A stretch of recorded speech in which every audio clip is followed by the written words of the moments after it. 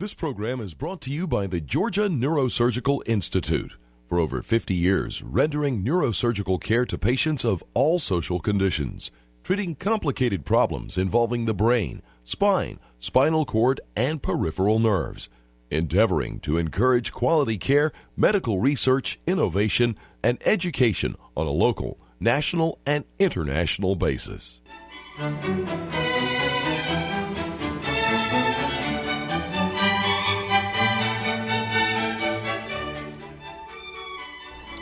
Good evening. My name is Joe Sam Robinson, and it's my pleasure to have with us tonight Jim Marshall, who for many years represented this part of the world in Congress. Welcome, Jim. Happy to be here. Well, tonight maybe we can talk about some of the great events that are impacting our country, and one of them was the recent, events in Washington about our debt crisis and the way that was resolved. And so maybe tonight we can discuss some of what happens in Washington. We're down here in the rural part of the world here. We're in the middle Georgia. We're not sure. Most people don't have a real idea of what goes on. What do you think about the way the debt crisis was resolved, and how could we have done it better?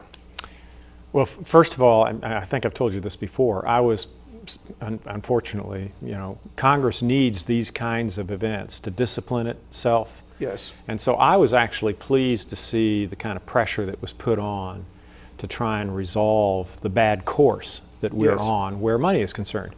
And so that we chose this controversy over whether or not we're going to raise the debt ceiling. We could have chosen any number of other, but we at least argued about it. No real decision was made. In essence, the agreement that was entered into puts off any decision to the future.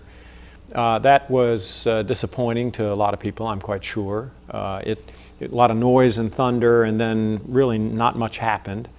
But at least it's still on the table. We're going to have to continue to address this. It will be a major issue in the elections next time around. And I think all that's positive because it is something we need to be talking about. It's something that's real important to the country. So one thing to extract from what you just said is that really this was a smoke and mirrors event. So I think many people imagine, at least I think that would be the case, that something of consequence transpired. And I've heard the number $2 trillion tossed around. Is that really something? Are we really going to cut expenditures by that amount? And is there something really going to happen? We need to do a lot more than that. Yes. And some of the savings that were identified, this is over a 10-year period of time, yes. Some of the savings that were identified are savings that we can anticipate were going to occur anyway. Now, you don't know that they are, but there almost certainly is going to be a drawdown where Iraq and Afghanistan is concerned, and we won't be incurring the kind of expenses that we've been incurring, not just dollars, but lives and limbs that we've been incurring.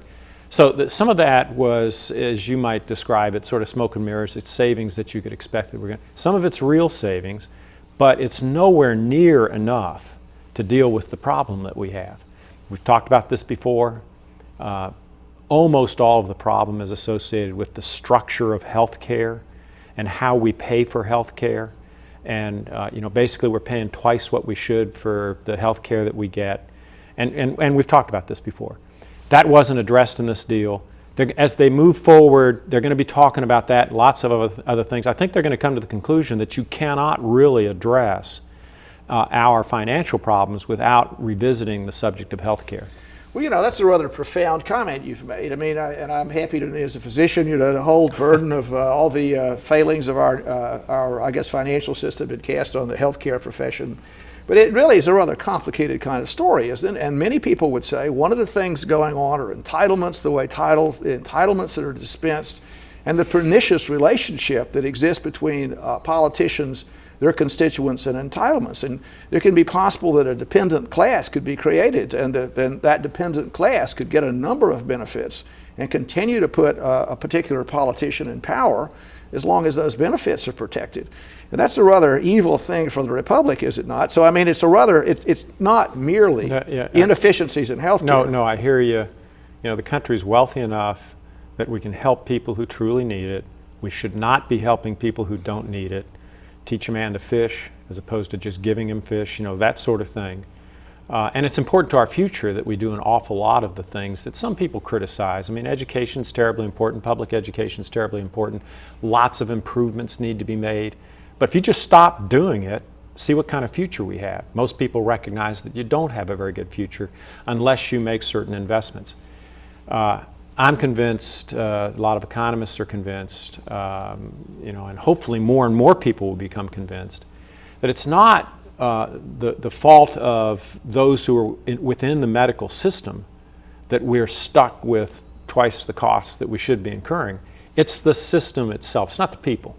And if we could address that, and I think that'll happen. Yes, but yes. basically, you want to go back to the recent events. There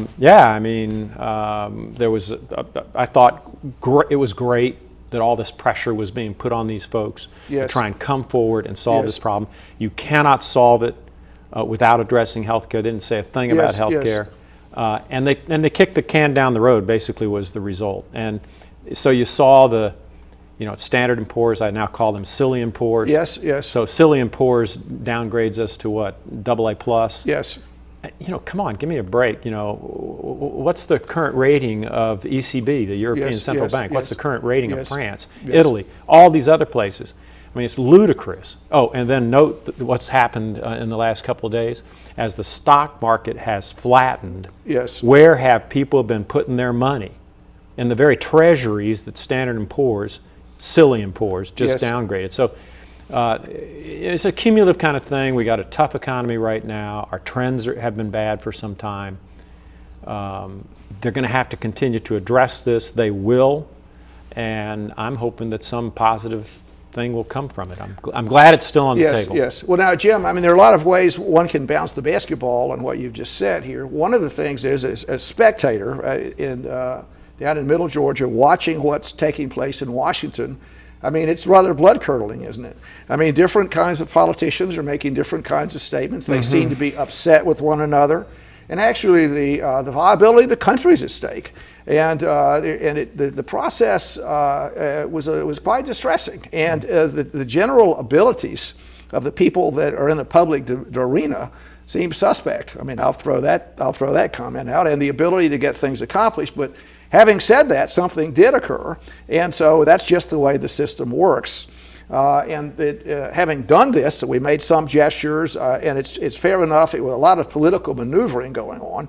This was a huge sausage factory, which is very unpleasant to go in a sausage factory. And at the end of this, some sausage was produced. And you bring up the point about Standard & Poor's downgrading the credit of the United States of America. And we have some discussion. I think you and I have discussed this a bit earlier. This is a quasi-governmental agency. It is a lot of government,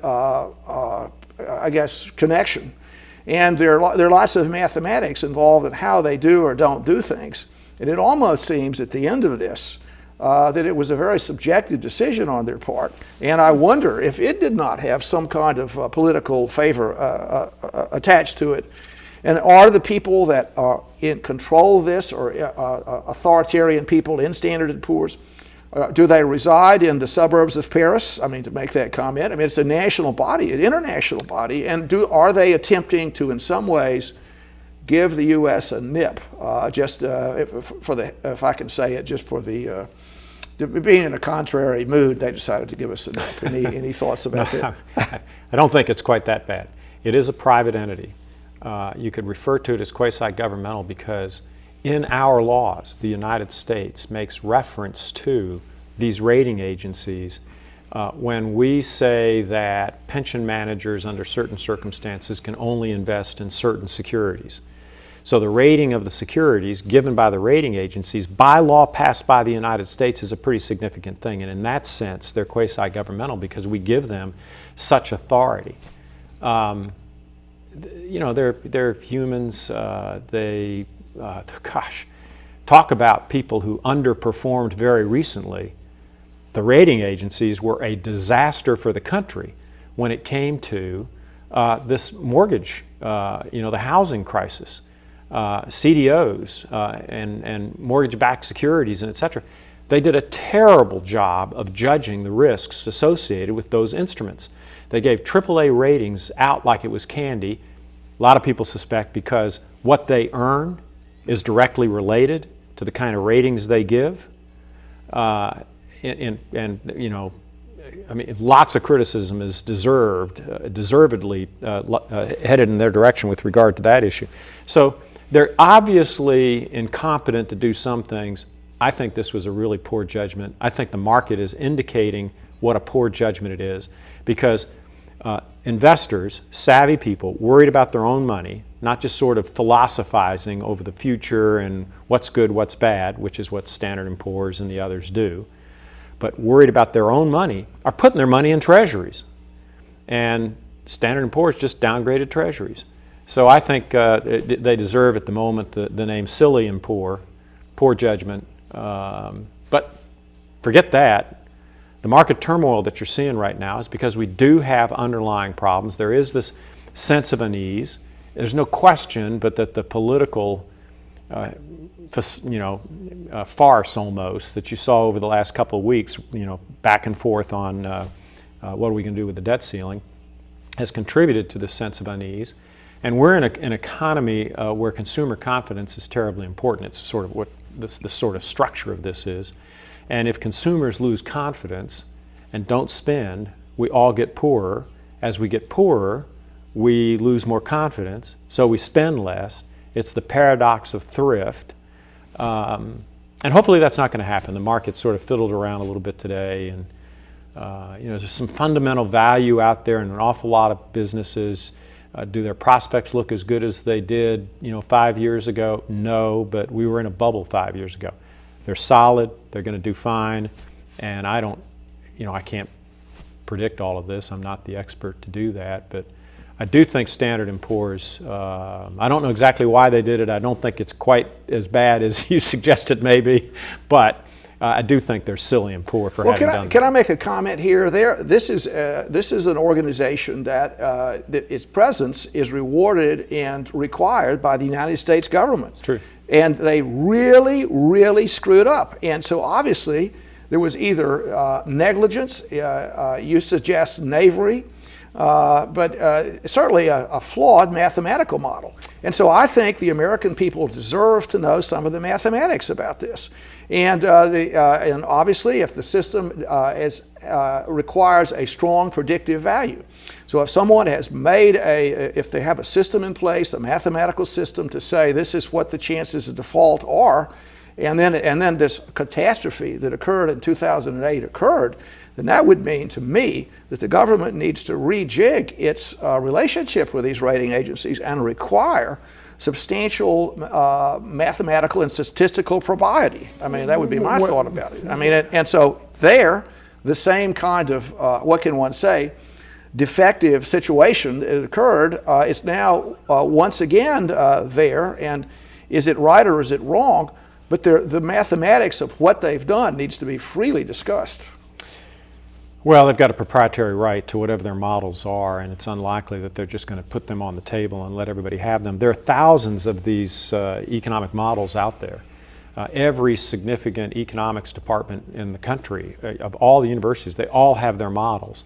They tweak their models when the model doesn't accurately predict something that occurs, and they could go back and they look at it and they try and figure out, well, why did we miss that one? And these models gradually become more sophisticated. Where Standard & Poor's is concerned, they do have a relationship with the United States, but it's the kind that I described a little while ago. We, by law, say that certain managers of money can invest only in certain kinds of securities judged safe by these rating agencies, and we list the specific rating agencies. That's the only relationship. It would be, really bad, actually, I think, if people thought these rating agencies were somehow tools of the United States or tools of the United States government. So they have to be independent. I wish they were more competent. They demonstrated their incompetence in a dramatic fashion in the lead up to the current crisis that we have, because they gave all these high ratings to all these terrible instruments that caused the crash that we experienced. But independent they've got to be. Will they reveal their models? I doubt it. Why'd they do this? In part maybe it's because they want to demonstrate that they're independent from the United States government. I mean, clearly the United States government would not be voting to downgrade its own debt. And I think their independence is important to their credibility. Well, just so. I mean, to me, I don't think anyone has an argument with some kind of truly independent agency that's out there. But if their scorecard certainly should be a matter of public record. So I guess their ability to it is true that there is a lot of back and forth when they are rating an instrument, and in this case it's treasuries. It's is the United States going to pay off on its debt? When they're rating an instrument, they go back and forth with the entity that's offering the bond or what have you. And they try and figure out, well, how does this look, et cetera. In this instance, in the back and forth with Treasury, according to at least one account that I read, they had a $2 trillion error in their calculations. So they were providing their calculations. I haven't seen them. I'm not particularly interested in seeing them. I've got other things to do with my life. Should I explain them to you? Go right ahead. But Treasury did, and Treasury pointed out this error. They persisted anyway. This was an enormous error, if I can just talk about it a little bit. And I mean, so what I'm saying is if the government has mandated and empowered these rating agencies by law, lot of credibility. So the takeaway message is if somebody has made this kind of error, a substantial number of errors that are made, and they're such a powerful entity, then there should be some comeuppance with it. And actually, the error that occurred meant this was an enormous error, and this was in the year 2020. What would happen with no change in the ratio of national debt to GNP? And they suggested the number would be 93%, and the true number came out as 85%. That's an 8 points of error there, which is a huge, big deal. I mean, that's no kind of trivial little thing. It's a big deal. No, I hear you. Sometimes you can pierce those numbers and find a mathematical error. Mostly, though, a lot of this is projections, and they're making assumptions concerning how the economy is going to perform, what tax revenues will look like, and many other things. And those are judgment calls. And you accumulate all those judgment calls, it's easy for one person or team to make a bunch of judgments and head in a particular direction that they justify mathematically, but an awful lot of judgment calls were made in getting to that final number. And another team, people who are sincerely trying to do this right, making these judgment calls and coming up with a different answer. It's real common for there to be different responses to the same question where you're trying to do this. Well, maybe we should let the Standard & Poor's slouch off the scene here. I think at least I made an effort to pound them around a little bit. Silly and poor. I'm pounding those guys around a little bit, but we'll let them go in peace. And it's fair enough that we do need an external agency to say how things are going. And one of the issues this brings up was an important, I think of enormous importance, is the standard of living that we enjoy in the United States. And are we in a situation where if you look at the way the world is going and you look at the extraordinary amount of debt we have, are we going to be able to maintain our standard of living? Do we have such extraordinary structural dysfunction that we're not able to keep our numbers up, to be able to do all the worthy things that we both want to have happen here? We'd like to have a very generous social, backup system in place so people, they don't go hungry, that they have great medical care, they get whatever education is necessary. We'd like all the good roads, good everything. That's the kind of country we want. We want good football teams. What else do we want? Lots of things we'd like. And it depends on our national wealth and maintaining that. And it seems to be a very serious situation we have here. Dan, do you have a comment? I mean, you talked about health care as the etiology of this, but is it more complicated? Well, there was a good ebook recently published by a guy named Taylor Cowen, C-O-W-E-N, who's a professor at George Mason University. It's called The Great Stagnation. And he predicts that, at least in the sort of future that you can kind of see, there's not anything on the horizon right now that's going to jumpstart the American economy and cause it to perform as it has so often in the recent past, in the last 50, 100 years. Maybe he's right. It's very well done. Taylor Cowen, Cowen, yes. The Great Stagnation. So folks may want to go get that ebook. It's brief. It's worth reading. It's clear that in an economy that's as tumultuous as this one is, there are going to be some folks who fall through the cracks and who, gosh, their life savings disappeared, because they invested them in housing, or their life savings disappeared because it was in this. And so there are going to be people, there are people right now who are really hurting, and and this will continue. As far as the average quality of life where the United States is concerned, I don't expect that to dip. But I don't expect it to improve as dramatically as it has in the past. I don't see what's on the horizon that's going to cause that to happen. I do see, sorry to beat the same drum, but healthcare consuming a greater and greater and greater portion of the national economy for not a particularly good reason. I think we'd be healthier, happier, and physicians would be happier if we had a differently structured healthcare system. And it would be a lot less expensive, hence more access. But set that aside for the moment. We've got environmental challenges, population challenges. Globally, we've got all kinds of challenges, pandemics, terrorists, et cetera. Yes. We're going to have to deal with those things. But as far as sort of overall material, on average circumstances, I don't think we drop, but I don't think we see the kind of improvement that we've seen in the past that we've almost come to expect. Yes. That's what worries me, that we've come to expect this and that our kids sort of expect it. Kids that are in their teen years or in their 20s, they've grown up, except for the last few years, they've grown up thinking that it's all boom time. Yes. Well, we have the American exceptionalism. I mean, it's a special place. This is not like, you can name your place, it's not like Brazil. Maybe some Canadians are out there. It's not like Canada. It's not like Norway. It's a special kind of place, and we have lots of things that make the place special, and that's one of them. The expectations of things being better, the notion of progress, and so to me, if we have a sense that we can't bounce the basketball as well as we did in the past, maybe some important American institutions need to be reexamined. And you've offered up health care. Let me offer up the legal system. So one of the things that goes on here, and I'm not sure we get enough discussion about this, it's an extremely expensive arrangement. I mean, we have, and we could compare that with other countries. Maybe we need to look and see the value that we're getting from lots of things in the country. And there, you could say the education system. I mean, are we really doing what we need to do with the American educational system? You could say, look at Germany. They have a system where a lot of people are really go into trades. The apprentice system is great. They really produce tremendous people. There are lots of things that need to be considered here.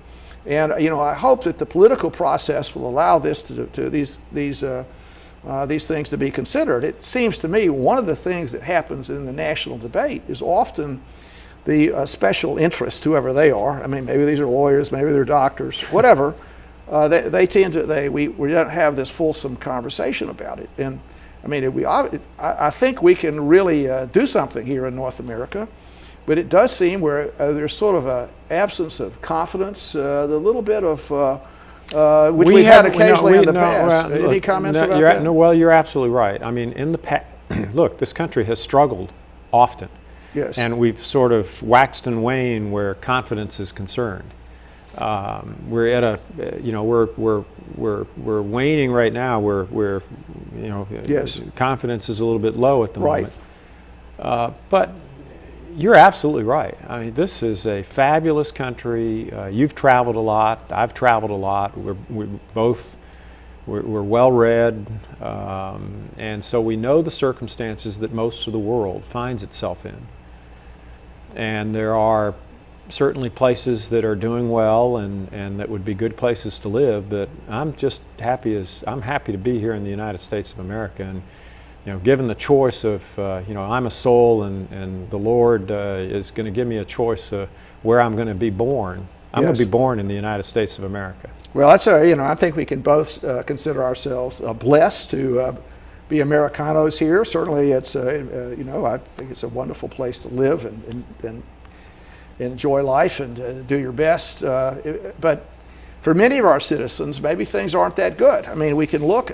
Are we getting in a certainly true. situation? If I can make this comment, sort of the moral, religious, I guess, restraints on activity or boundaries that imposed. Maybe those aren't as in evidence as much as earlier. And if one looks at, however one wants to look at this, illegitimacy rates, school dropout rates, lots of problems, access to different kinds of drugs. There's a really pervasive kind of difficulty that makes it hard to maintain, in my opinion, the national standard of living. Are we appropriately addressing that in a kindly fashion? I mean, I share your worries. I am dismayed by any number of social phenomena that you see going on right now that are not good for the country. All these kids being raised by kids, raised in what I would call moral poverty. yes. That's not good for the country. And you could go on with a lot of other Yes, illustrations, things that are not good for the country right now. But overall, while I don't think you're going to see, I can't really see what's on the horizon. I kind of agree Yes. with Cohen. It's Tyler or Taylor, I can't remember, but it's Cohen. In The Great Stagnation, I kind of agree with him that it's not really apparent on the horizon what's going to be the next thing that sort of takes off and bumps this country along materially in a dramatic fashion. And I've often said that if as you look around the world and the circumstances that most humans find themselves in, the fact that we have a strong dollar in the sense that people trust us to pay our debts, despite silly and poor, they do. It's obvious that's the conclusion by investors moving into treasuries right now as the markets have been dropping. As long as people think that this country is a place where you abide by the law, you respect the law, you respect property rights, contract rights, as long as we appear to be a desirable, safe, organized place to be, money's going to want to be here. And with money in the United States, all kinds of good things happen for everybody in the United States. This truly is all boats rise. Not same sense, but all boats rise as long as money is interested in being here. Well, we could talk a lot about this. One of the issues we're both, I think, have appropriate concern about the nature of the republic these days and how things are going. It is distressing, in politics. You obviously have been enmeshed in that for a substantial period of time. Are we seeing, let's say, more political tension than we've seen? Is this normal? Jefferson had, is this a normal political world we're in? Is it the same as always? No particular change? The scurrilous attacks against Andrew Jackson, all of our history. Any comments about that? Is that helping or hurting the situation in the political dialogue? Well, you've heard me talk about this before. I think it hurts. I think we're horribly divided. Take the House of Representatives. There are too many people who are way out here, too many people way out there, going through redistricting right now. And that will be a process in most states. Georgia's one as well, where they'll try and create a whole bunch of safe seats. And those safe seats will be safely Republican or safely Democratic. And so the person in that seat will tend to play to the Republican crowd only, ignoring the Democrats, ignoring the independents, or the Democratic crowd, ignoring the independents, ignoring the Republicans. And those folks going to Congress are way apart. It's very difficult for them to come together with reasonable policies that help the country. So I do think we're in a difficult time right now. A lot of scholars would say it's because income disparity is at very high levels right now. Historically, they're sort of looking over several hundred years of democratic government. The level of partisanship and discord in the political world, they say, goes up when there's a great deal more income disparity and drops when there isn't. They explain this as income disparity. I think it's more the structure of our redistricting and how we create these safe seats, and then the kinds of people who are in those seats and the positions they take, and they just can't come together, and it's bad for the country. Well, thank you, Jim. I mean, we'll bounce the basketball some more. Thank you so much for coming. A very, very erudite discussion tonight. Thank you. Thanks. Yes, sir.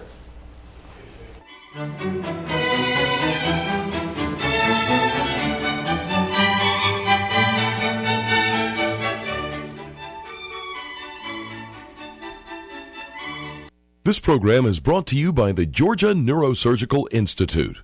For over 50 years, rendering neurosurgical care to patients of all social conditions, treating complicated problems involving the brain, spine, spinal cord, and peripheral nerves, endeavoring to encourage quality care, medical research, innovation, and education on a local, national, and international basis.